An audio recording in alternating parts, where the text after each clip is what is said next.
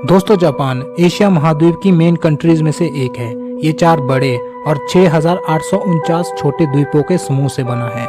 ये सभी द्वीप प्रशांत महासागर का हिस्सा हैं।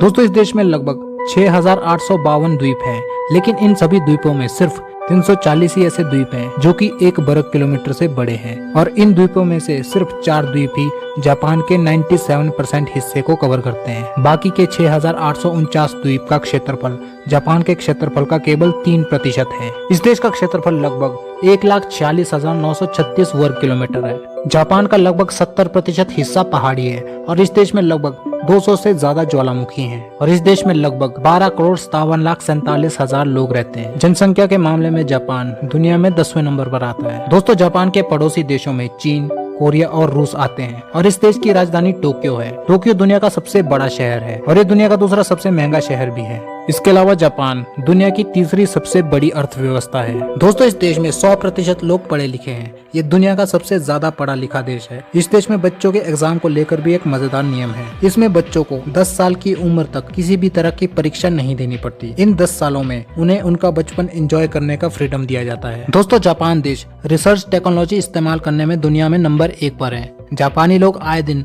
टेक्नोलॉजी से संबंधित नए आविष्कार करते रहते हैं। रोबोट्स इस्तेमाल करने के मामले में जापान पूरी दुनिया में नंबर 1 पर है, और दुनिया का सबसे एडवांस्ड ह्यूमनॉइड रोबोट भी जापान में ही है। दोस्तों इस देश में लोग बहुत ही ज्यादा काम करते हैं। हर व्यक्ति इस देश में काम में एक्स्ट्रा बिजी रहता है, और अगर कोई व्यक्ति काम पर ही सो जाता है तो उसे आलसी नहीं माना जाता, बल्कि इस स्थिति में ये माना जाता है कि व्यक्ति अपने काम को लेकर कमिटेड है, इसलिए अधिक काम करने की वजह से इसे थकान महसूस हुई और ये सो गया। जापानी लोग समय के पाबंद होते हैं, यहाँ तक कि जापान की ट्रेन्स भी 30 सेकंड से ज्यादा लेट नहीं हो सकती। दोस्तों समय के पाबंद रहना और हार्ड वर्कर होने की वजह से ही दुनिया में सबसे ज्यादा नोबेल प्राइज जीतने वाले लोग जापान से ही हैं। जापान ने अब तक अलग अलग क्षेत्रों में कुल 28 नोबेल प्राइज जीते हैं, जो कि अपने आप में एक बहुत बड़ी बात है। जापान के लोग साफ सफाई को लेकर भी काफी जागरूक है। यहाँ तक कि जापान के स्कूलों में टीचर और स्टूडेंट्स मिलकर क्लासरूम की सफाई करते हैं। दोस्तों इस देश की पढ़ाई करने की एक टेक्निक बहुत ही ज्यादा कारगर है, जिसे पोमोडोरो टेक्निक कहा जाता है। ये टेक्निक बहुत से स्कॉलर्स द्वारा रिकमेंड की जाती है, क्योंकि ये बहुत ही ज्यादा इफेक्टिव है। इस टेक्निक में 25 मिनट पढ़ाई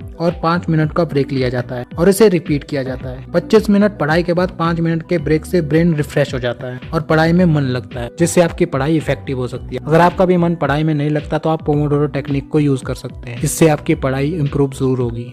दोस्तों जापान दुनिया का एकमात्र ऐसा देश है जिस पर परमाणु हमला हुआ है, और ये हमला अमेरिका ने 6 और 9 अगस्त 1945 में जापान के 2 बड़े शहर हिरोशिमा और नागासाकी पर किया था। इसके अलावा दोस्तों जापान में हर साल लगभग 1500 से ज्यादा भूकंप आते हैं, यानी कि दिन में 4। और जापान में साल 2011 में सबसे शक्तिशाली भूकंप आया था, जो कि 9 की तीव्रता का था। इसके बाद आई सुनामी ने जापान को तहस नहस कर दिया था, लेकिन जापान ने अपने साहस को दिखाते हुए कुछ ही सालों में फिर से रिकवरी की और फिर से अपने पैरों पर खड़ा हो गया। दोस्तों जापान जब भी मुसीबत में पड़ा है तो वो अपने दम पर फिर से खड़ा हुआ है, और ये जापान ने पूरी दुनिया को साबित किया है, और जापान दिन ब दिन तरक्की करता जा रहा है। दोस्तों जापान में कई ऐसे हाईवे बनाए गए हैं जो कि बिल्डिंगों के बीच से निकलते हैं। इसके अलावा और भी कई आविष्कार हैं जो जापान में किए गए हैं। जापान में मैग्नेट पावर से भी ट्रेन चलाई जाती है। ये ट्रेन पटरी से कुछ इंच ऊपर चलती है और देखने में ऐसा लगता है जैसे ट्रेन हवा में चल रही है। ये जापानी ट्रेन टेक्नोलॉजी का एक बहुत ही अच्छा एग्जांपल है। जापान में अगर वेंडिंग मशीन के कारोबार की बात करें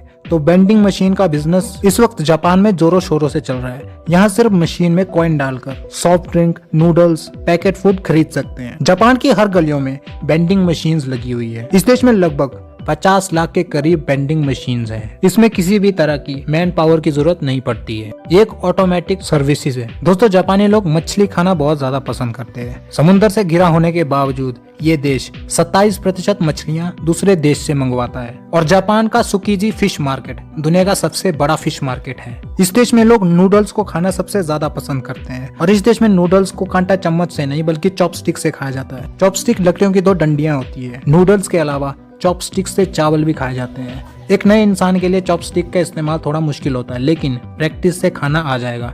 इस देश में हर साल लगभग 24 अरब चॉपस्टिक खाने के लिए इस्तेमाल की जाती हैं। दोस्तों अगर जापान में खेती या कृषि की बात की जाए तो जापान के पूरे क्षेत्रफल के सिर्फ 13% भाग पर ही खेती की जाती है और जापान के लोग आए दिन कृषि में नए नए आविष्कार करते रहते हैं। जापानी लोग चौकोर तरबूज की खेती करते हैं जो कि पूरी दुनिया में सिर्फ जापान में ही उगाया जाता है। दोस्तों जापान के लोग कॉमिक्स बुक पढ़ना काफी पसंद करते हैं। यहाँ पब्लिश होने वाली सभी किताबों में लगभग 20% किताबें कॉमिक्स होती हैं। इसके अलावा अगर कार्टून्स की बात की जाए तो कार्टूनिंग की शुरुआत भी 12वीं शताब्दी में जापान में ही हुई थी। जापानीज कार्टून पूरी दुनिया में सबसे ज्यादा फेमस है। डोरेमोन, शिनचैन, नारुतो, गोकू ये सभी कार्टून्स जापानीज कार्टून्स ही हैं। इसके अलावा पूरी दुनिया के कम से कम 60% एनिमेटेड शो जापान में ही बनते हैं। ये देश अपने एनिमेशन के लिए भी बहुत जाना जाता है। दोस्तों इस देश के अगर राष्ट्रीय खेल की बात की जाए तो सुमो रेसलिंग इस देश का राष्ट्रीय खेल है। इसके अलावा अगर इस देश के सबसे फेमस खेल की बात की जाए तो बेसबॉल इस देश का सबसे लोकप्रिय गेम है। यहाँ पर ज्यादातर लोग बेसबॉल खेलना बहुत ज्यादा पसंद करते हैं। दोस्तों जापान का जो राष्ट्रीय गान है वो दुनिया का सबसे छोटा राष्ट्रीय गान है जो कि सिर्फ 4 लाइनों में ही समाप्त हो जाता है। दोस्तों इस देश में लोगों की औसत आयु 70 से 75 वर्ष तक की होती है और इस देश में लगभग 50,000 नागरिक ऐसे हैं जिनकी उम्र 100 साल से ऊपर है। इस देश में लोग बहुत लंबी उम्र तक जीते हैं और दीर्घायु होते हैं।